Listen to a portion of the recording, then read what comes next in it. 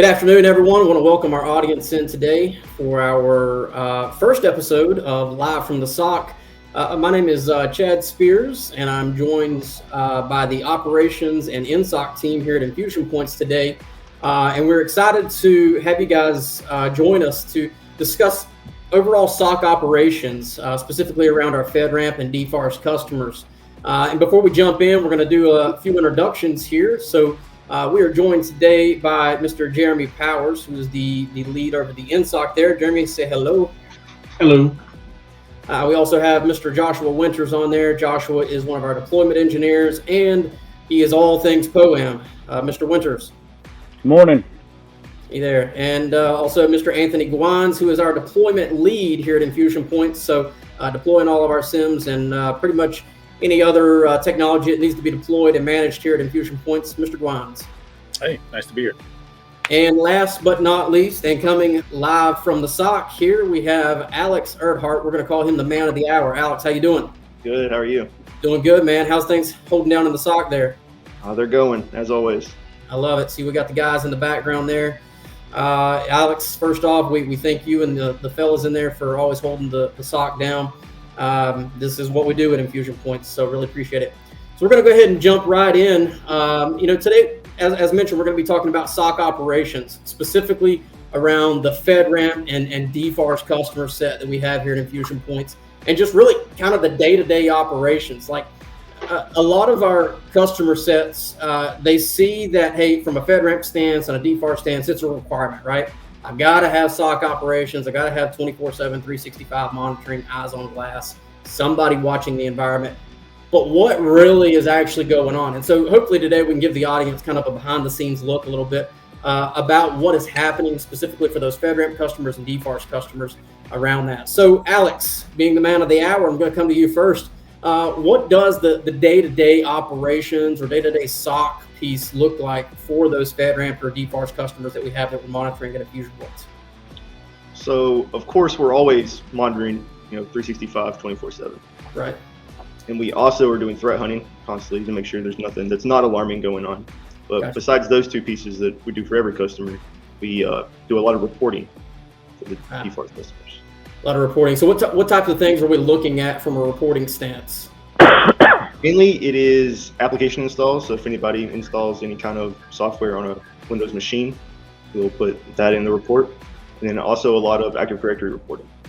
Okay, so we have some AD reporting, just overall system hygiene reporting. How often are you creating those reports for our FedRAMP customers or DFARS customers? Monthly.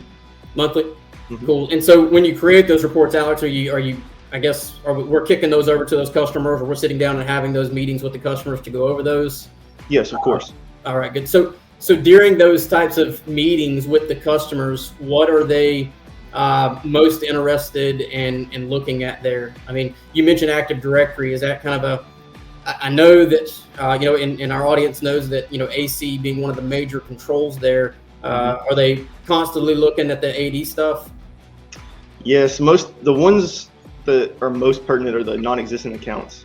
Non-existent accounts. So are we getting a lot of those types of, alarms or something coming into the SIM, or how does quite a few? Quite a few. Okay. More than one would want. Yeah, no, I completely understand that. So Jeremy, I know that you are heavily involved as well when it comes to the reporting piece, specifically for our accelerator customers. And so for those of you that may not know, our accelerator customers here at InfusionPoints, that is our prod dev team. Prod dev team has developed an accelerated process for our FedRAMP customers, thus the naming of accelerator. So within that cloud environment, we can have the customer up and running very, very quickly, meeting I would say almost 90% of the controls, if not 100% of the controls. But again, it really depends per environment, right? But standing that up, Jeremy, I know that you have a lot of involvement in that, and from the SIM standpoint, right? And I know that reporting goes hand in hand with that. So what are some of the things that, tying back into what Alex was mentioning there, that we're reporting and monitoring for? Well, we're pulling in all the logs, so everything that's coming through AWS Managed AD is being pulled into the SIM inside the accelerator environment. Okay. Some of the heavy hitters for the access control family would be Event ID 4625 and 4624, which failed and successful logins. You also have user account changes. Member was removed or added to a security group. Users' accounts was created, user accounts disabled, passwords attempted to be reset, just pretty much anything in that whole family we're monitoring for. Yeah, and it's interesting that you bring that up, and we're talking a little bit about reporting. And so for our accelerator customers and for the FedRAMP customers in particular, right? Once they get to that ATO, or you get that authorization to operate your product, your service, or whatever from the FedRAMP process, those environments are pretty locked down. I know our prod dev team, when they kick that scripting off to start spinning up that environment, we've been brought in to look at the compliance around it and ensure that we're meeting all the controls and things like that. Kind of even from like a red teaming stance, those environments are pretty locked down. So there's not a whole lot of alarming that happens. Alex, correct me if I'm wrong. We get a lot of noise, if you will, but it's more so. I think from what I've seen on some of the reports, it's more so this kind of basic hygiene stuff that is coming in and alarming.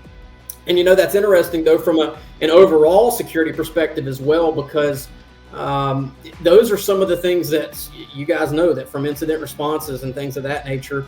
Well, Anthony, I can actually poll you here, because I know that from a pen testing perspective here at InfusionPoints, one of the services that we offer, the overall AD hygiene just seems to be like one of those things that is just lacking. So from an Active Directory stance, what's some of the things that you see often when we're in those environments that people are just kind of pushing to the wayside and not doing? Well, to be honest, it's kind of from a pen test perspective, it's kind of a love-hate kind of thing, because for pretending to be the attacker from that direction, you like to see those stale accounts. It makes it easier to do it, but we also know that if it's easier for us, it's going to be easier for actual attackers. And it's like stale accounts, and from having an IT background, I understand how easy those things are to overlook. You get swamped with the day-to-day stuff, but it goes back to the basics. Those stale accounts, those accounts that employees that haven't been there for a long time that just kind of stay there. Yep. That's things we look for as the quote-unquote attackers to be able to leverage to get access. Right. So I'm gonna back up there for just a minute. You mentioned the stale account piece, and I know within FedRAMP and the FedRAMP controls, Jeremy, how often is it that they are looking for those stale accounts, and what's the process around those stale accounts? It's every 30 days. Okay, so if an account is stale or not been leveraged or accessed within 30 days, they're going to disable those? Yeah, they're going to disable them as long as it's had no activity for 30 days. Okay. And so I know personally here to meet ISO, even though they get disabled, those accounts don't get deleted either. We hold on to them for 2 years, and then they go through the decom process. Yeah, that's an interesting point as well there. I know that you're exactly right, because there's been times that I've been like, why is this account still sitting here? This individual's been gone for, a decade now, it seems like. But, we don't have that a whole lot here, but it's still part of the process that we roll through at InfusionPoints for our, ISO certification. So that's interesting you bring that up, that even though the account gets disabled, it's still held on to. And I like that from a security perspective. Josh, since you spoke up, what is it, I know you're all things POAM here, but what is it that, from a FedRAMP customer set and a DFARS customer set, I see it almost every month come through my email here, but what is your, the major things that you're looking at and working at for those customers? We're going to go with one word, and it is POAM. For those of you that don't know, it's Plan of Actions and Milestone. Works hand in hand with the COMMON process. So basically what you do is every month you go through the change management process. And this is, just something as simple as your Windows updates. Windows updates have to go through a change management process. For the customers that we have a scheduled set time that they want those installed, and then they have a set time that they want those servers to reboot. So you go through the change management process, you get approved, you install the updates, let's take one customer, for instance, it's every third Wednesday Right. Of the month. So that Wednesday night, we go in, we reboot the servers, we make sure everything comes up, everything's working, and then your real fun starts. So after everything is updated and everything's back up and running, you run a Nessus scan, or whatever vulnerability scanner that the customer prefers. This customer will use Nessus. Right. Once that scan is run, then you take the previous month's scan, and we have some proprietary scripting that we can put both of those scans in, and it will compare the 2 months. Yeah. What fell off, what's new, what's net new, and that's how you create the POAM, because when they come in and they audit, they want to see that you're tracking vulnerabilities month over month. Not only the vulnerabilities month over month, but how long it takes you to clear those vulnerabilities. So when the vulnerabilities come in, they get ranked low, medium, and high, and depending on what rank it is, you have a certain time frame to fall in to get those taken care of to be compliant with the audit. Yeah, I've definitely seen that in some of the reporting, the 30, 60, 90 day. So yeah, that's definitely interesting there. I know I see the change management notifications come out every month. It seems almost weekly, but it's one of those things that, again, I will use the word basics, right? It's the basics, and one of those things that we hope that even from an overall security perspective that all of our customers are doing it. But if you just go out there and look at some of the incidents, responses, and things that are happening right now, unfortunately we see that it's just not happening. But the other piece of that, the other flip side of that coin is the fact that there's constantly new exploits, new vulnerabilities that are going to continue to come out. And so, hey, salute to you, because you got your hands full of patching those systems and then tracking those things down. So, but that's, we've talked about reporting, we've talked about, kind of the day-to-day operations things here. The last piece I want to hit on here, and I really want to bring this up because I know that we just kind of went through one for one of our customers, and this is another piece of SOC operations here at InfusionPoints for our FedRAMP and DFARS customers. And going back to you, Alex, because I know that you were kind of point man on this. I know we just had a customer go through their audit process, their annual audit. And so with that, I know the auditors are kind of beating down your door on that. So what's some of the information that the auditor sent over to us, and kind of what were they looking for? What was the pieces of evidence they were wanting? Most importantly, they were looking for proof we're doing what we say we're doing. So if we say we're getting logs from this server, this firewall, that firewall. Gotcha. So we want screenshots and timestamps to prove it. You mean they're not just going to take your word for it? Believe it or not, no. And that's one thing too. I wanted to bring back about the POAM.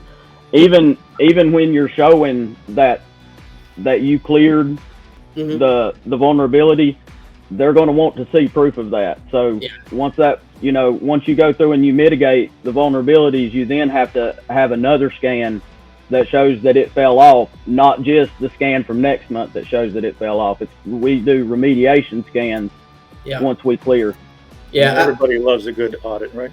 Yeah, no doubt. I mean, it seems like no matter when you go through an audit, I see Jeremy smiling because he knows exactly where I'm probably going with this. It doesn't matter when you go through an audit, there's going to be that one thing that you're hoping that the auditor doesn't pick on you about or doesn't really dive deeper in. And what we have always found is that it is that one thing that they're going to dive deeper into. So yeah, so as far as the evidence that, they're not just taking our word for it, and ensuring that, we're doing what we say we're doing. Is there anything else really that they were looking at, Alex, and kind of really honing in on? Yeah, another thing was log retention. So online and offline storage. So online, offline. How and for our customers there, how long are we keeping those online logs? Online is 90 days, offline a year.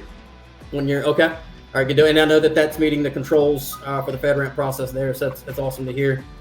So Jeremy, what are some of the pieces of evidence? Because I know that you and Alex tag teamed this one. What's some of the pieces of evidence that you had to specifically pull for the auditor?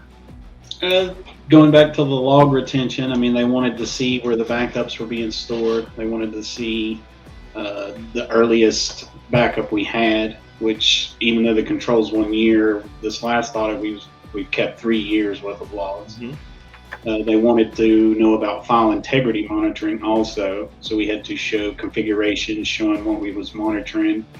And then going back to what Alex was saying about logs coming in and wanting to know that we was monitoring what we was monitoring, they also wanted to know how we would know if that failed. So say syslog from a firewall come in, they wanted to know how would we know when that process stopped, and we had to show them that we had custom made rules that would alarm if the feed stopped coming in.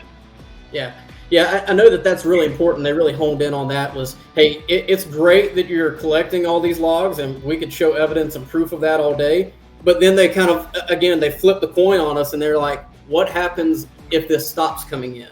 And I think that's an important aspect, to definitely look at from the customer's perspective.